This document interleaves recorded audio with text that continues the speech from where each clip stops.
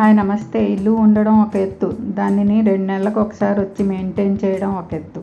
Cover చేసిన clothes అన్నీ, వాడిన బట్టల్ని ఉతికి ఆరేయడం ఒక ఎత్తు. వాటిని మళ్ళీ పరిచి మడత పెట్టి ఆర్గనైజ్ చేసి పెట్టడం ఎవరికి వాళ్ళకి అదొక ఎత్తు. ఆరో కొనడం ఒక ఎత్తు, దాన్ని క్లీన్ చేయడం, నీళ్ళు తీసేసి మళ్ళీ స్విచ్ చేయడం అదొక ఎత్తు. బియ్యం డ్రమ్లు అవి శుభ్రాలు చేసుకుని కడుక్కుని ఆరబెట్టడం ఒక ఎత్తు. వాటిలో మళ్ళీ పురుగు పట్టకుండా బియ్యం పోయడం అదొక ఎత్తు. గిన్నెలు తోమడం, కడగడం, ఆరబెట్టడం ఒక ఎత్తు. వాటిని మళ్ళీ సర్దుకొని సాలీళ్ళతోటి బొద్దింకులతోటి కాపాడడం మరొక ఎత్తు.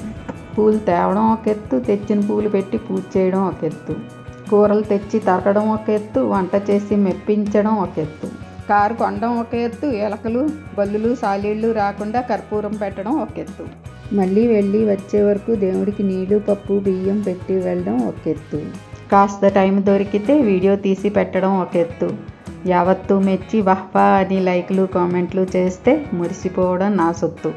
మీ అందరి సపోర్టు ఉంటే ఎదుగుతాను నేను ఇంకాస్త ఎత్తు. Thanks for watching.